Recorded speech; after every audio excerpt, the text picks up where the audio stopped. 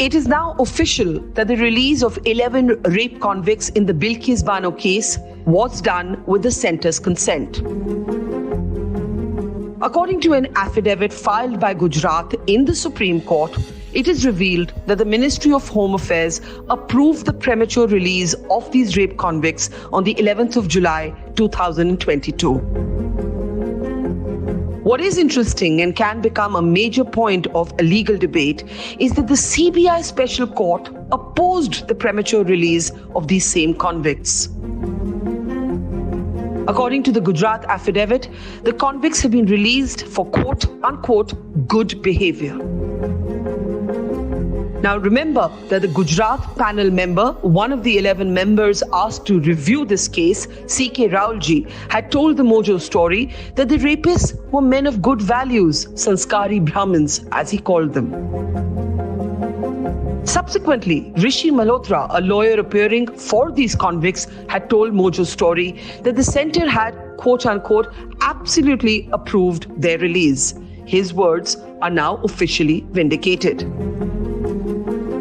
The Gujarat affidavit also makes it clear that the convicts have been released under the 1992 law and not under updated guidelines that actually exclude heinous crimes like rape as being eligible for premature remission.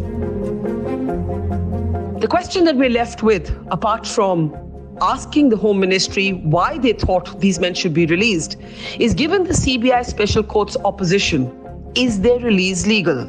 That is a question the Supreme Court will have to decide.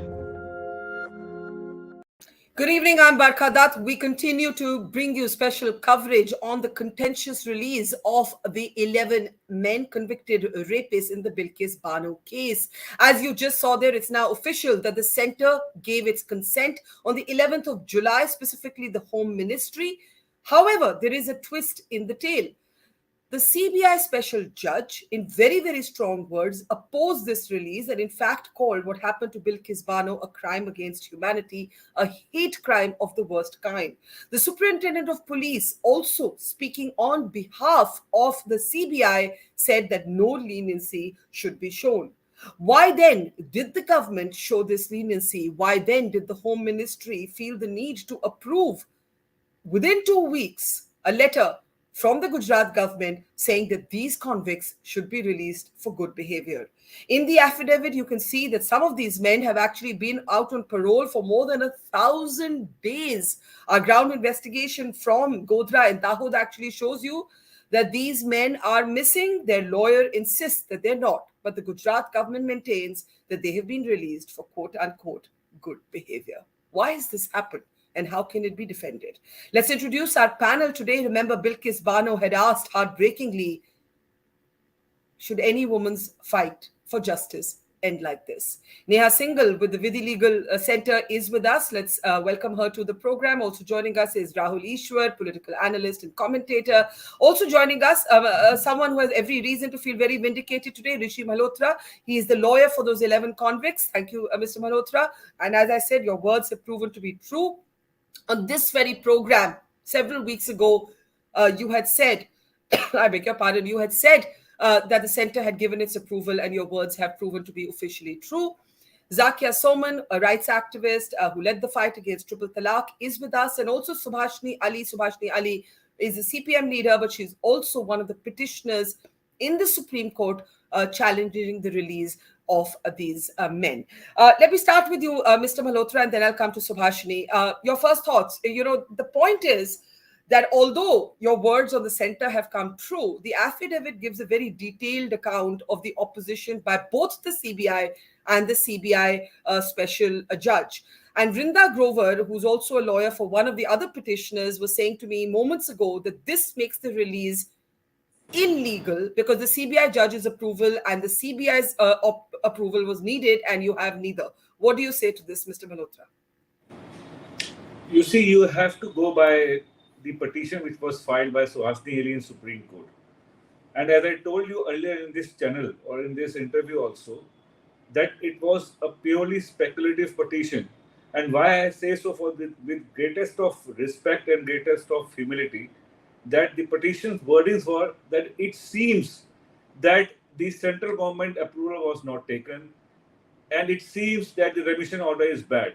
Now, on the second question, they never placed the remission order. So I was totally on this thing that how can they say that the remission order is bad without placing that order on record?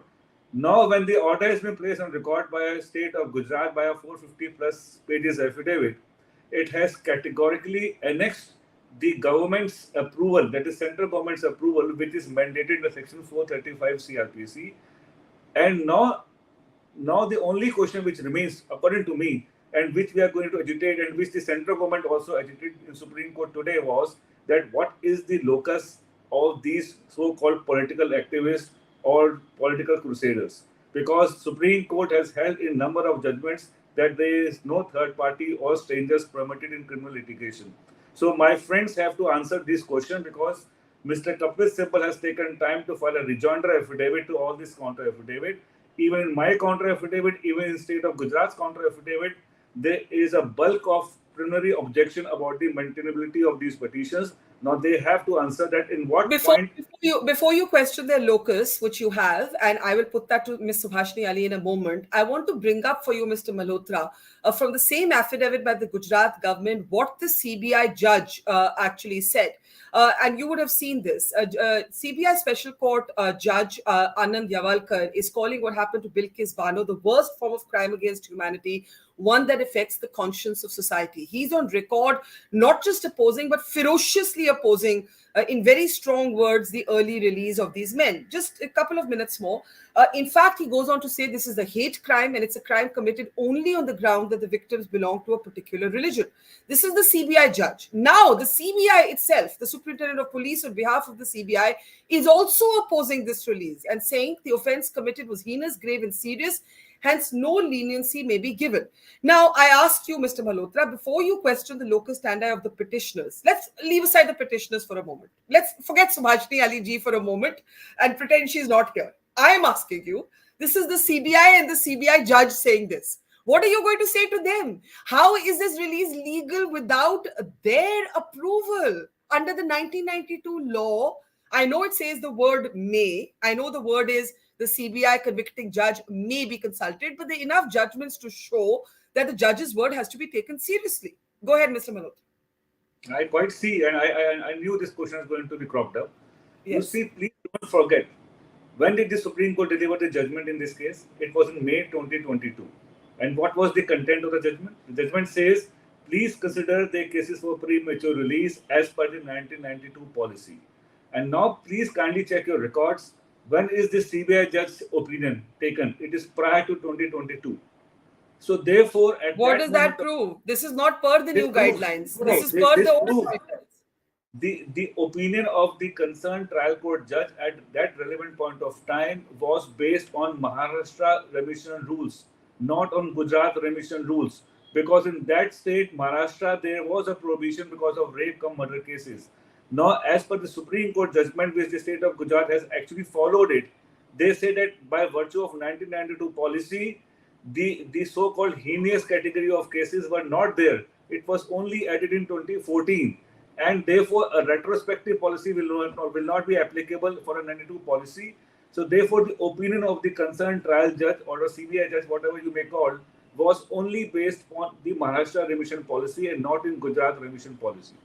Okay, so you're making a technical point here. The moral question, Mr. Malhotra, still remains. The CBI, the investigative agency, the convicting court, both have opposed this release. That's the point here. That's the bottom line. Subhashini Ali, your locus standi, give me a second, Rishi, I'll just go to the others. Your locus standi, along with everybody, Mahua Moitra, yourself, people like Miran Borwankar who've gone to the court, has been questioned. The Gujarat government spends a lot of time saying, what is their business? I think at one point, even the word busybody is used for people like yourselves, and it's suggested that this is an abuse of what PILs are meant for. At the same time, this affidavit is riveting reading. You get to know that these convicts have spent more than 1,000 days at a time outside on parole. You get to know that one of them actually was accused of outraging the modesty of a woman while he was out on parole. And you get to know how strongly the CBI and the CBI judge have opposed this early release. Subhashini ma'am, your comments? Well, I would like to say that the questions that have been raised in the affidavit in the court today, before the court today, and also what Mr. Malhotra has just reiterated about our locus standi, these were raised in the court in May also, when our first hearing took place, when Sri Ramana was still the CGI and he was there presiding over the court. And this question was raised then and there. And in fact, there was a sort of a request to reject this petition altogether on the grounds that the petitioners had no locus standi in this case. So this was something that has not been brought up today. This was brought up at that time also. And Justice Ramana listened to that, he heard that, and after hearing it, he admitted the petition and he asked the Gujarat government to respond.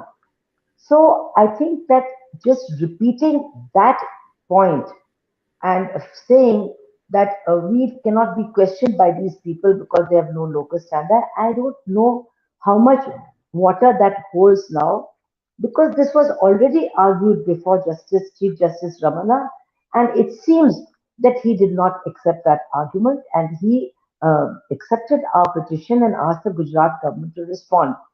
Now, the response of the Gujarat government has also come, and it's very interesting that uh, from what I have heard from the lawyer who's joined us on this program, there is no one disputing the heinous nature of the crime. There is no one disputing the fact that it was the crime against humanity, that it was a crime committed against some people only because of their religion. All these objections that have been made, these are not being disputed. What is being said is that despite the fact that the crime may have been heinous, that these are gang rapists, that these are murderers, despite all that, on a technical ground, we have released them because there was nothing in the earlier law, 1992, which said that we Yeah, can't release them. yeah. So I would like to say that this is what we should all be looking at. That where are we going? We all know that this sort of remission is meant for people who are old and infirm, especially old women who are there in the jails Where, who and don't I have think that's any the support. operative question. I think that's the operative question. Why Yeah. did the Home So Ministry why? feel the That need? is what Yes. I'm saying. Can I bring in? Can I That bring in is Neha exactly what Singhal? I'm saying. Thanks, ma'am. Let me bring in Neha Singhal now. That's the operative question. You see, I'm not a lawyer. Some of you are. Rishi and you can lose us. Rishi, can I request you just to lean forward just a little bit? You're a bit, yeah, there you are. Now we can see you better.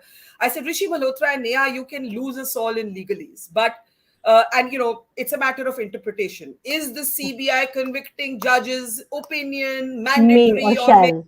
may or shall? Right? The word Yeah. is may. That will be emphasized by Mr. Malhotra's camps. Those opposing it will say no, it's mandatory. I just want to say why? Why? What is this good behavior? What? There was a double life sentence. That the Bombay High Court had invoked. Why would the Home Ministry go against its investigative agency and its convicting court? Neha. You're asking me to get into speculative territory. This seems to be it seems to be so motivated that they seem to have gone against all good sense, going for the 1992 policy, which doesn't have an exception for rape and life imprisonment and death, using that to release 11 people. And as far as I know, remission also happens on good behavior as per individual convict and not 11 people being considered together, because all of them couldn't have behaved exactly the same way.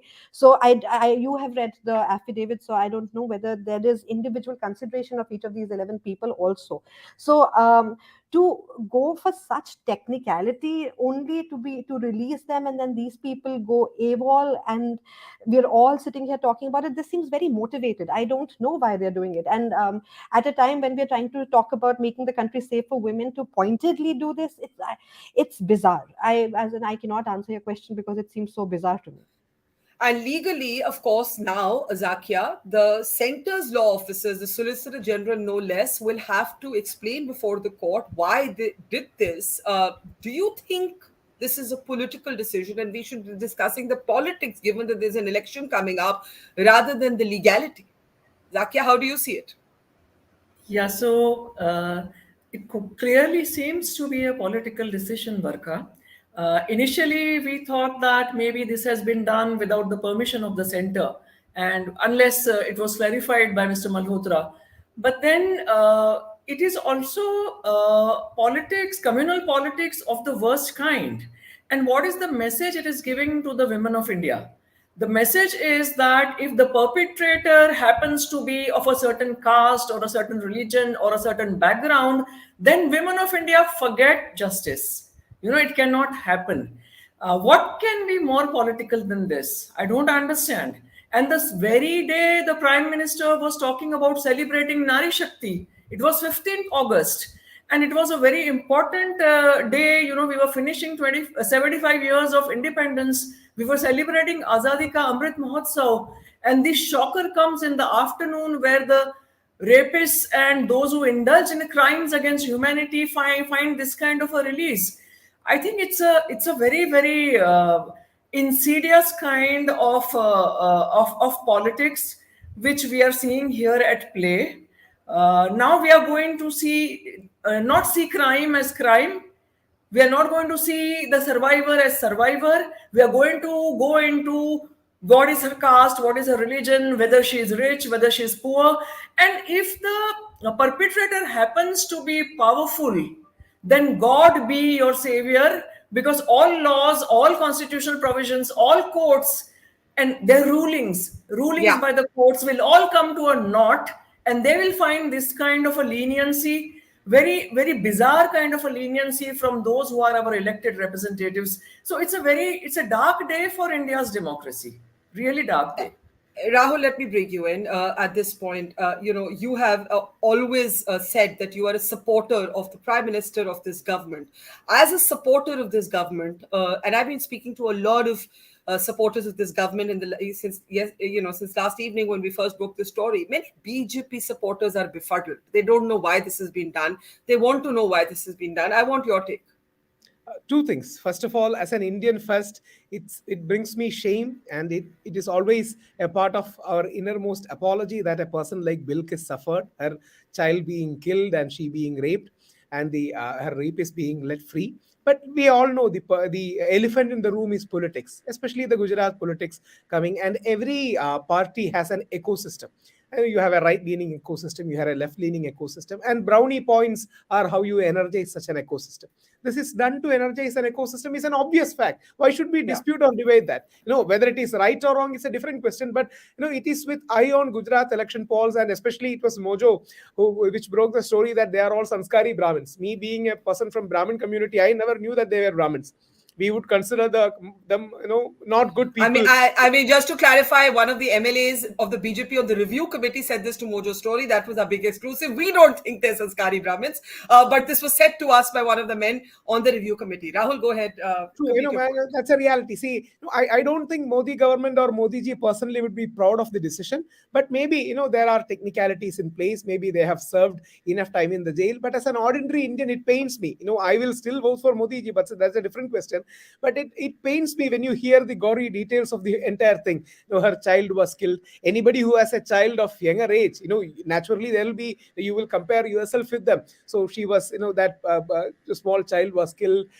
She was raped, and she had the worst of her life. So it pains as an ordinary person. But yes, there are technicalities, there are political realities. But at the end of the day, whether we agree it or not, it's a political decision. It's a political decision which is meant to energize, which is sent across a message that no, hamara government hai, so we will take care of these people. Anyway, they have suffered these many years. They have suffered their punishment in the jail. So let us show leniency. This is the message, and let us be honest about it. Why debate such an obvious and evident fact?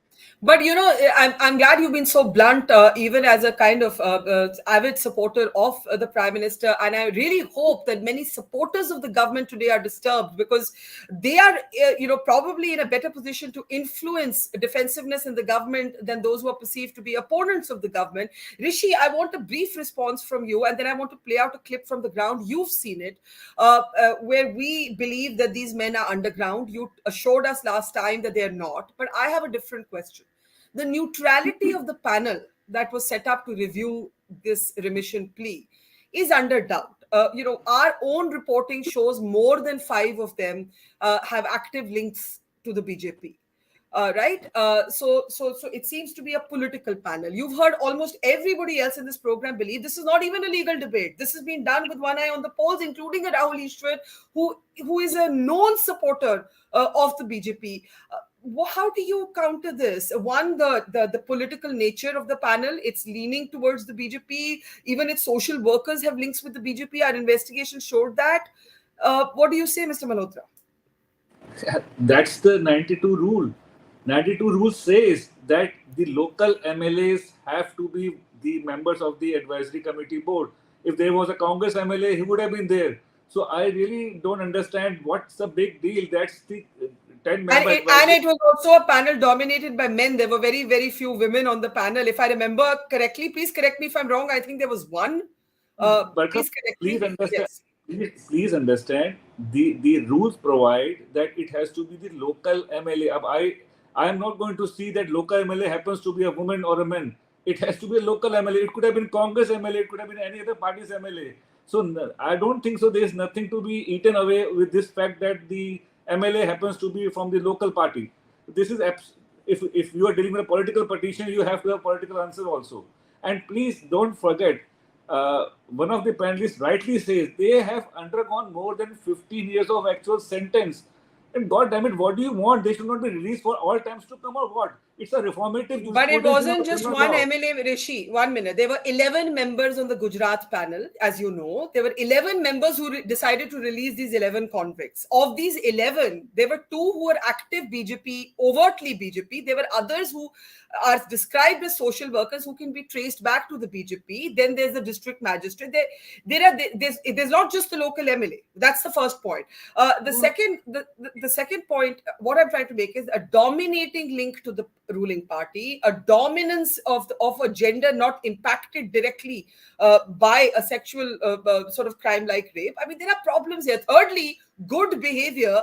It was just pointed out from the affidavit to me by another lawyer that one of those out on parole was then accused of outraging the modesty of a woman while out on parole facing 354. What good behavior, Mr.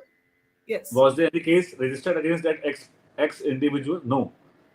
And you see, don't forget, just recently on 6th of September, Justice Chandrachud, Court number 2, have ordered release of almost 600 convicts in state of Uttar Pradesh. They have undergone 16 years of sentence. So has anybody filed a petition against those releases? And these people are involved in multiple murders cases like anything. So it's only a political gimmick, nothing else. And I really want to ask one question. If such is the tremendous wrong, fundamental wrong which has been committed, why does Bilkis Bano don't approach the Supreme Court? I asked Bilkis. I asked Bilkis Bano's lawyer Shobha Gupta this, and she said Bilkis Bano has fought for 2 decades. She's exhausted. She hasn't even made a public statement, as you know. But Neha, I could see you wanting to come in on what Rishi Malhotra was saying. Do go ahead. You were laughing. Is that cynicism? What was that? Yeah, it was cynicism. It's the whataboutery of the argument was making me laugh, really. As in, what do you want to be done with these people? They have spent 14 years, 15 years in prison. For God's sake, why is Bilkis Bano not fighting? I don't know Bilkis Bano. I haven't spoken to her, but my immediate reaction was she's tired. She is. How much is she supposed to fight? Should we be needing the woman to fight so much? And should we have a man coming and saying, "Well, why is the woman not fighting?" I find this whole thing so strange. The onus on this victim to continue fighting till when? When does she get to start her own life?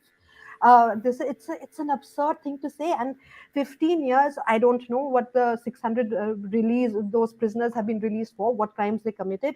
The fact that they have gone after the 1992 policy and not the more recent policy, the fact that everybody is arguing on this technicality that in the 1992 policy there was no exception for rape and life imprisonment and death, it seems so insidious. And then to stick, I'm sure people who are arguing and making these insidious arguments know that it's hollow, but they continue to make it. And it's a strange time to be a woman in. That's all. It's weird. How much is one supposed to fight? Okay, that now the question arises: where are these men? When we last checked, none of them None of them were at home. Mr. Malhotra has seen this clip, but some of the rest of you have not. I'm just going to play it for our audience. Ashish Ramola on the ground, knocking on the doors of the men who have been released ostensibly for good behavior. Listen. तो आप मेरे पीछे देख सकते हैं, जैसे एक राधे श्याम जी का घर है और एक मिथिलेश और शैलेश भट्ट का घर है। मिथिलेश और शैलेश इस समय घर पर नहीं हैं, बता दें, और घर पे ताला लगा हुआ है। राधे श्याम जी हैं क्या? नहीं है। कहाँ गए? बाहर है। अब मिलते नहीं है क्या? Barkha, मुझसे बात I'm करनी थी afraid I थोड़ा। have to leave now. कहाँ गए हैं? बाहर आ रहे કોઈ નહીં મળે પેલા એના પાપા બી નથી એ બી બહાર છે कोई नहीं है। કોઈ બી નહીં બચ્ચે એને મેં અકેલી यात्रा पे? हाँ। ये कहाँ पे? तो कब आएंगे? और बक्का भाई? दोनों जाते हैं क्या? तो कब गए थे? बात करना था।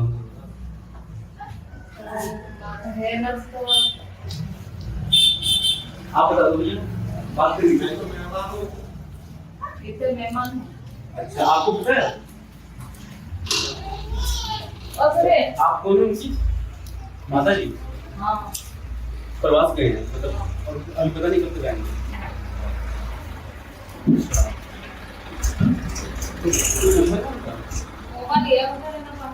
बिल्किस बानो केस में 11 जो दोषी हैं उनमें से 2 दोषी केसर भाई और बाका भाई हैं, जो कि दोनों भाई हैं, और आप मेरे पीछे उनका घर देख सकते हैं। लेकिन ये लोग घर पे भी मौजूद नहीं हैं।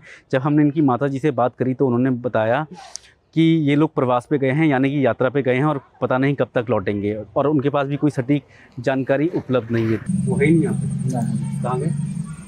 कहीं भी जा सकते हैं ना, नहीं जा सकते क्या? बिल्कुल जा सकते। तो पूछ रहा हूँ सर आपसे। नहीं, घर पे नहीं। वो कब तक आएंगे? जब आएंगे हम बता देंगे। दोनों भाई जा रहे हैं? हाँ आए, अभी बहुत साल बाद आए तो कुछ जाएंगे। काम कर रहे हैं? क्या काम करेंगे? अभी तो आए हैं तो कुछ यात्रा वात्रा करेंगे, क्या काम करेंगे? Okay, Neha, just yeah, I can see Neha there. Let me get Rahul first in on that. Rahul, go ahead with your thoughts. That report indicating that even if the Supreme Court were to suggest that these men should be sent back, and that could be a long while, we don't know where these men are. Their lawyer assures us that they can be reconvened if the court would choose. But your thoughts, Rahul, on everything that's happened and everything you've heard. Yeah, Barkhaji, 2 things. I think Rishi sir has a point when he said, our judicial system believes in reformation, and I genuinely believe these people may have been reformed. I don't know whether they are reformed or not. I genuinely believe it. But I believe even the hardest of Hindutwadi in India will cringe at the feeling of seeing them garlanded. I spoke to some of the our North Indian friends who are a bit less soft Hindu like me and more of the Kattarwadi people. Even they said Swatantra Senani thodi hai, isliye, I don't think anybody will accept that. I don't know how many of them are willing to say it outside, but at the end of the day, we have some conscience inside us. We have some humanity inside us, whatever party or whatever positions we have. So this garlanding is something extremely bad, extremely distasteful, disgusting. I don't know what court will say, but we all know there is a political subtext. I don't think this will be a decision that Modi ji's government will be positively remembered for, or this will be a decision when Modi ji writes a great autobiography of him. If he mentioned this, I don't think he will mention this with pride. But as we all know, yes, when you go down that ecosystem, really the builds the pressure. They really want to show that they have suffered for 15 years. They may have changed, so some kind of leniency should be there. The soft Hindu approach should be but there. as someone said, I think Neha it was who said that even if you're looking at reform is rarely wholesale. Sorry, I was saying that as Neha was saying, reform, Rahul, you spoke about reform, but reform is rarely wholesale, right? This wholesale remission is what makes everybody so suspicious. I mean, no one will believe that all 11 suddenly became better human beings all at once, all together, 2 months before the Gujarat Assembly elections. Zakia, what puzzles me is, I mean, this is an election that the BJP would be forecast to win and win handsomely anyway. Right? When Rishi Malhotra says, what do you want, bhai? What do you want? What would be your answer to that? All we want is justice for everybody.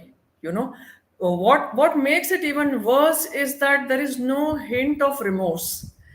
There is no acknowledgement of the grave wrong done to Bilkis Bano and her family. The compensation that was given to her was at the behest of the Supreme Court, and after much struggle on her part. So it all this talk about good governance, all this talk about making India Vishwaguru, it all sounds hollow and meaningless. When we cannot restore the balance of justice in our own society. Not only we are not reaching out to a person, a woman that also who has suffered, we are going out of our way to show leniency to the perpetrators. But as far as the survivors are concerned, the victims are concerned, we totally want to give a message that you don't matter. So I think that's yeah, sorry. I think this is not something which is this is not India. I think this kind of a thing will not happen in the worst kind of autocratic place also. There will be a pretense of justice. There will be a pretense to reach out. Even that pretense has been shed now. So I think you what make a very, kind I of think you raise a politics very this is? interesting, I think you raise a very interesting question. I'll get Neha in before I give Mr. Malhotra the last word. That if we were talking about reform, there would have been some expression of remorse. No, I'm not saying that remorse drives the law, but by these men towards the Bilkis Bano. Instead, you've had the panel member, one of the panel members, tell our colleague Ashish that अरे हो सकता है उन्होंने crime ही नहीं किया. They've in fact questioned the very guilt of these men. Forget reform. I'm coming to Rishi in just a moment on this, but Neha. One, I contend that the intention of our system is reformation. It is very convenient. It is reformation when we want it to be reformation. It is deterrence when we want it to be deterrence. It's retribution when we want it to be that. So, and our prison system is hardly equipped to be a reformative system. So, I am going to challenge the reformative theory or the reformative underpinnings that have been argued here. And is remorse necessary? As in, one assumes as a human being that remorse is necessary if one is reformed. One says that one has committed, like, for this is what we teach our children, don't we? As in, as parents, this is what we tell children, that you must say sorry, you must feel sorry, and then you can move on. So this is a question, this is a 101 question of humanity. I don't even, a lot of the questions today, I don't know how to answer them. It's as though we are reevaluating humanity, and I don't know how to do that. Yeah, and I think as we're speaking, I'm seeing the very strong words of the CBI judge, Justice Yawalkar, on our screen, as well as the ones by the Superintendent of Police. Like I said, it bears reminding that both the investigative agency and the convicting judge were against the early release of these men. Rishi Malhotra, to you, how do you measure remorse? How do you measure reformation when even the very conviction was being questioned by those tasked to review this plea for an early release? Last thoughts to you, Mr. Malhotra. You see, that stage has already surpassed. There was no death sentence awarded either by the High Court or by the Supreme Court. So that so-called morality plea or the heinousness of crime, that stage has already surpassed. Now today they have undergone more than 15 years of actual sentence. I really want to ask all this question to panelists that is there any timelines drawn? Like, will they be happy that if they were to release after 70 years? They were not given a single life sentence by the Bombay High Court that called this a massacre. They were given a double life sentence, if you remember. That's fine, but in law it has to be treated as one life sentence. They can't be triple life sentence or double life sentence. In law it has to be one life sentence because life is only one. So therefore, I want to ask that is there any timelines they want to draw in from the Supreme Court that they would? Well, let me answer that. I think life is life for life. I think a life sentence in heinous crimes is life for life, for the rest of your life. Yeah, but Section 427 CRPC says that you cannot punish a person for 2 life sentences. It has to be merged with this thing. You see, I was defending Abu Salim in Supreme Court, and there in 2 cases he was ordered life sentences. But that time even Tata Court Mumbai had given him the set off for the entire life sentence for the other crime.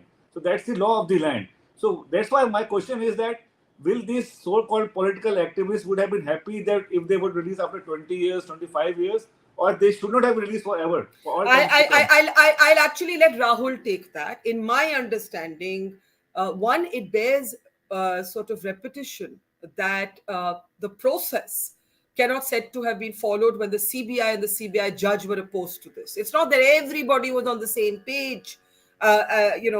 Secondly, these are men who gang raped Bilkis, who gang raped her mother. They made the daughter and the mother watch each other. They then took a stone and killed Saleha, Bilkis's 3-year-old daughter. Bilkis was pregnant. She was, very young. Please let us remember what happened, Rahul, before you answer this question. And the opinion of several retired justices of different courts, the Supreme Court, the CBI, in different interviews to us have said that the release is, Justice Gupta said, immoral. Justice Salvi, who is a former CBI judge, said it's a very bad precedent. And Justice Madan Lukur also had similar things to say. So, Rahul, I'm giving you the last word here. I think Zakia has already expressed the emotions as a woman. Rahul, your thoughts? Barkha, it is, to be honest, very painful. See, I'm a right-leaning person. I'm a Hindu activist. But when you tell such gory details, it really hurts inside, because any human being, let alone a Muslim or Hindu, who has suffered this, is an extremely painful thing.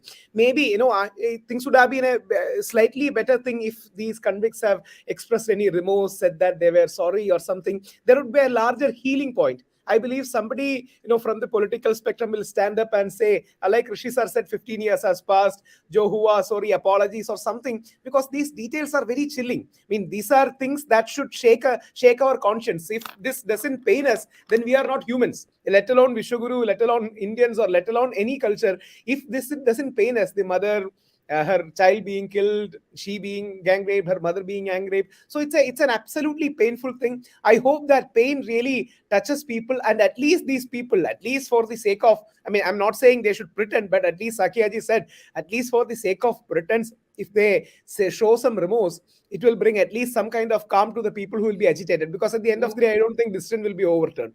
I don't think it will be overturned.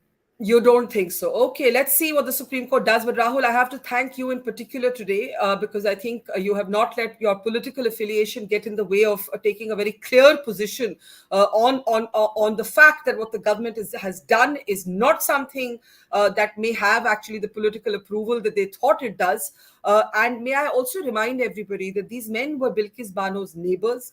They all used to live together. She thought they were her friends. They used to buy milk from her family. So, there's a lot here to think about. But we leave it there. Rishi, Malhotra, Zakia, Soman, Rahul, Easwar, Neha and Subhashini Ali, thank you so much. And to our audience, we'll keep tracking this story. See you tomorrow. It's great to see you here. Thank you for watching our work. If you haven't subscribed yet, don't forget to click the bell icon and subscribe to Mojo Story and support independent, robust journalism.